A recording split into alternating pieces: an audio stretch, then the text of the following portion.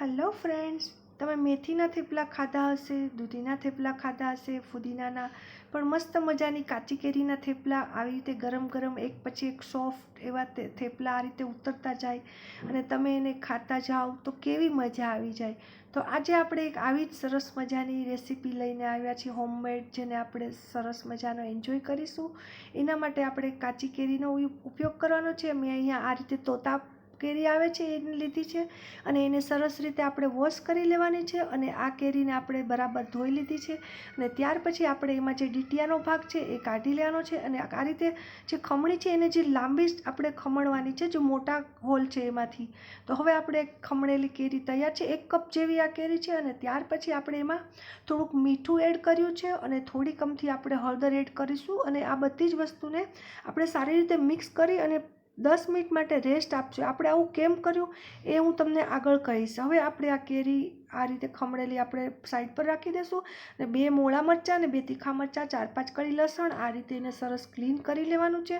આપણે આપણી રેસીપીમાં હેલ્થ અને હાઇજીનનો ધ્યાન રાખતા હોય છે. આ રીતે મરચાંના ટુકડા એટલા માટે પાણીમાં કર્યા કે એની તીખાશ ઓછી આવે અને આપણે એને ખાયણીમાં અધકચરું ખાંડવાનું છે, મિક્સરમાં નથી કરવાનું. અને આ રીતે એની પેસ્ટ તૈયાર કરવાની છે અધકચરી, જેનો આપણને ખૂબ જ સરસ ટેસ્ટ આવશે. ત્યાર પછી મેં અહીંયા 2 કપ જેટલો લોટ લીધો છે.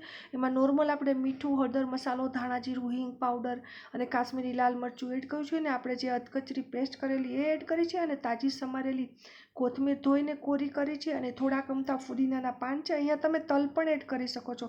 હવે જે આપણે કેરી છે એને આ રીતે નીચોઈને એનું પાણી નીકાળી દેવાનું છે, કારણ કે જે લોકો કેરી નથી ખાઈ શકતા, દાંત ખટાઈ જાય, તો પણ એ લોકો આનો એન્જોય મસ્ત ઉઠાવી શકે, એ માટે આપણે એ કર્યું છે. તો હવે આપણે એને સરસ મજાનો લોટ બનાવવાનો છે, જે થોડોક સોફ્ટ રાખશું આપણે, પણ નોર્મલ રીતે આપણે રોટલીના લોટ જેવો, અને થોડુંક અમથું મોણ માટે તેલ નાખીશું અને આ રીતે આપણો થેપલાનો લોટ તૈયાર છે. તો આપણે એના સરસ મજાના લુવા તૈયાર કરીશું અને એક નોનસ્ટિક પેન અહીંયા મૂકી છે. આ રીતે એક સરખા લુવા બનાવી લેશું અને એને આપણે જે રીતે નોર્મલ થેપલા વણતા હોય છે એ રીતે પતલા પતલા સરસ આપણે થેપલા વણવાના છે.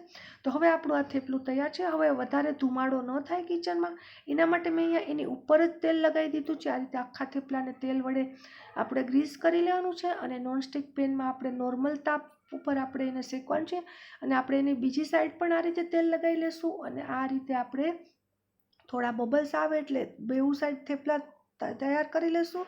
તો ફ્રેન્ડ્સ, તમે જોઈ શકો છો કે મસ્ત મજાના ગરમ ગરમ થેપલા આ રીતે ઉતરતા જાય છે. તમને આ મારી રેસીપી કેવી લાગી જરૂર તમે ટ્રાય કરીને કહેજો અને ચોક્કસથી કમેન્ટ કરી છે કહેજો. ફરી એકવાર આપણે એક નવી મસ્ત મજાની હોમમેડ રેસીપી સાથે ફરી મળીશું. ત્યાં સુધી તમારો બધાનો ખૂબ ખૂબ આભાર. Thank you so much.